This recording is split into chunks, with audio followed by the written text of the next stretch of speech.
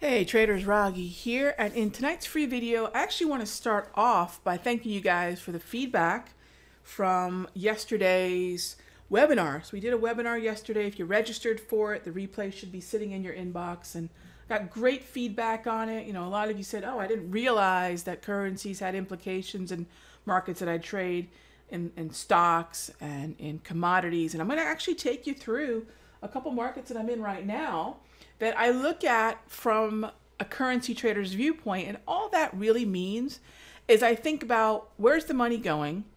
What do different central banks have to say, or how are they affecting the currency? And then what are trends, and how are trends responding based upon central banks and currency movement? And that's something that doesn't necessarily land in the Forex or even currencies, period. So for example, I'm looking at crude right now.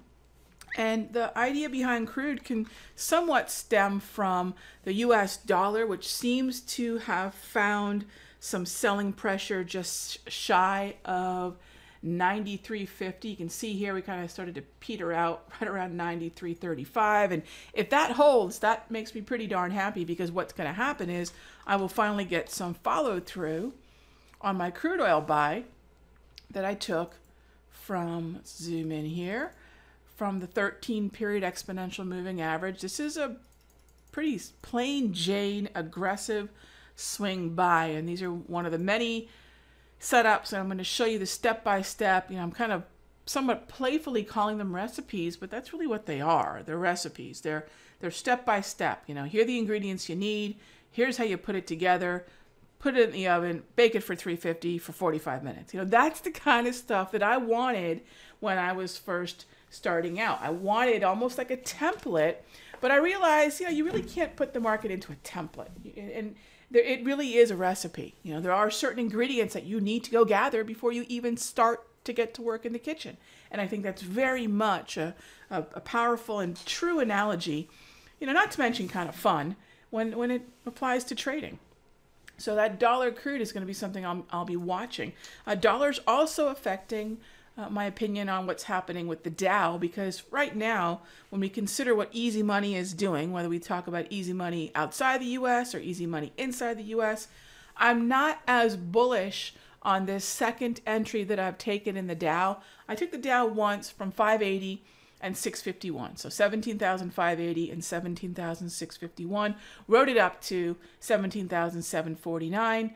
I was hoping to get a swing at 17,840. And I mean, when I shouldn't use the word swing, because I swing by things. I was hoping to get an opportunity at 840. And, you know, it's kind of like a baseball player.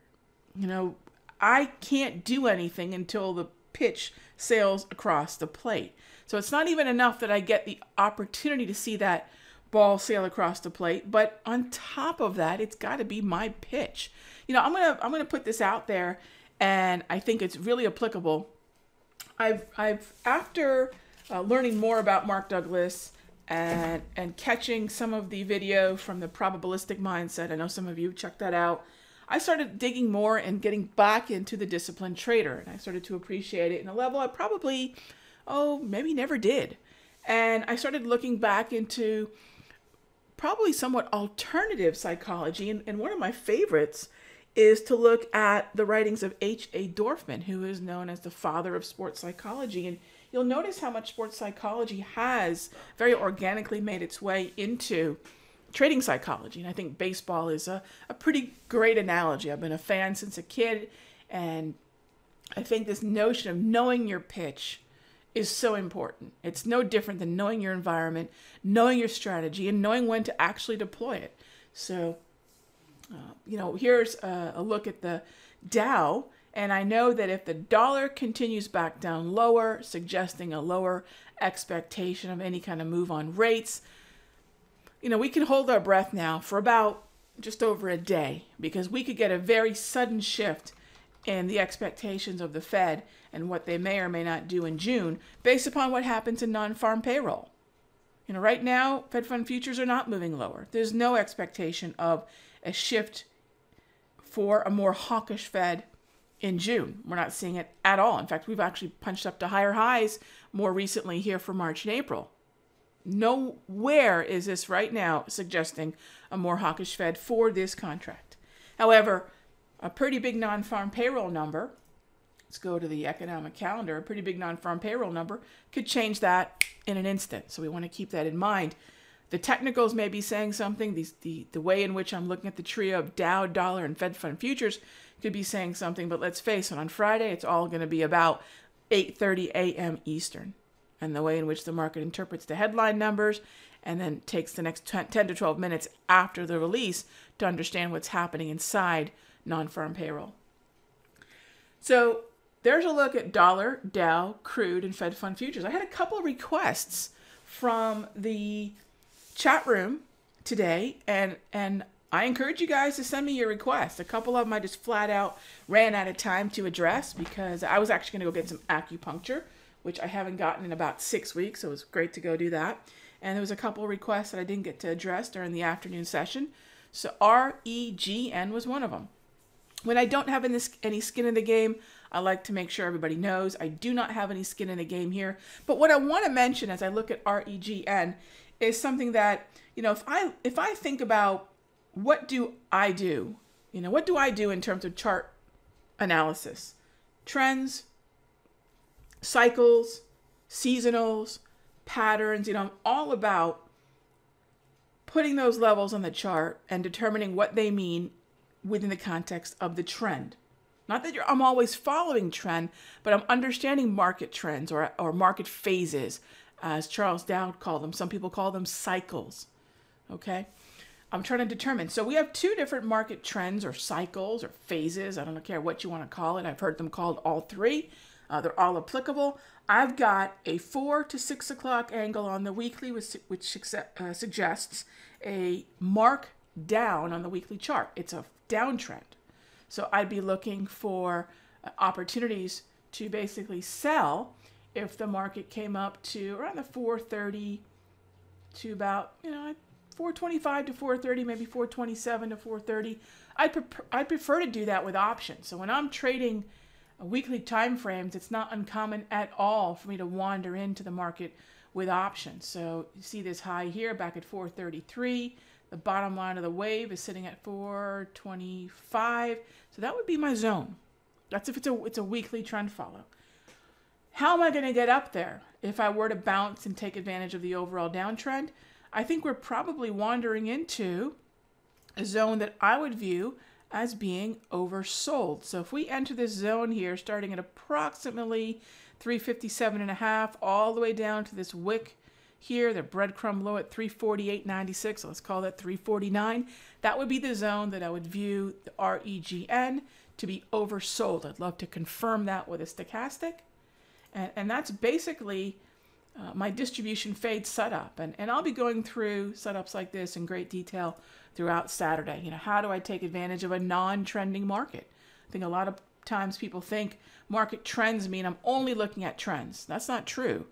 Market cycles, market phases, this is a choppy distribution fade. Maybe not distribution in the classic way that a lot of people know it to be, but you can have choppy, volatile markets at the end of any trend, not just an uptrend, but also at the end of a downtrend. This is suggesting a shift in the opinion. We're not punching down to lower lows as consistently, and there's a pretty good chance we'll find some bidders, some buyers in this area as it's perceived as oversold within the context of a chop. All right, so another request that I got was for Tesla. So again, we're going to go back to what I do. I look for those market cycles or market phases. You can call them market trends. I look for seasonals oftentimes, and I'll look for the patterns. And I put those lines and levels on the chart, and I try to determine what it is it's telling me about what's going on in the market. All right, so let's take a look at what's happening in Tesla. This is a very popular one that I get requests for pretty often. I understand why. I get the interest. The thing to remember about Tesla is on the daily time frame, we've rolled over. We had a really nice uptrend. The uptrend is gone, and now we have rolled over. So when I see that we went from blue to red grab candles, sliced down the 34 EMA in the low and the 200 period simple moving average, This is now a rollover. And what does that mean? Well, a lot of the questions I'm getting about Tesla isn't so much I want to short Tesla. It's I want to find out where the floor is going to be. So my favorite way for looking at important levels is just to go back and see where the market's been before. This is what I call breadcrumbs. Yes, the Hansel and Gretel school of chart analysis. Leave the crumbs. They show where you've been before. So that's a pretty easy set of lines and levels to draw. Nothing sophisticated here, gang, but effective all the same. And that is looking at where the market's been and thinking, hey, we could catch a bid here again. So being below the 200 period simple moving average, I think, is psychologically fairly significant as well. So if I'm trying to understand where Tesla may slow down, I might take this down to a 60-minute time frame and see if we have a markdown, a downtrend, that kind of phase, a bearish phase on the intraday time frame. And I'd like to see some clarity. And what do I mean by that? I'd like to see that I would consider shorting the intraday trend. If I have a time frame, even though I may not want to short, I typically carry a bullish bias with stocks, but if I can find a time frame that I want to short, I can also then find when that time frame is no longer a valid short, when that short validity is broken. In other words, when we go up through that validity with bullish momentum, that could be indicative of a switch of the intraday trend. We're not there yet, but I'll keep an eye on it. All right, last request was for wheat.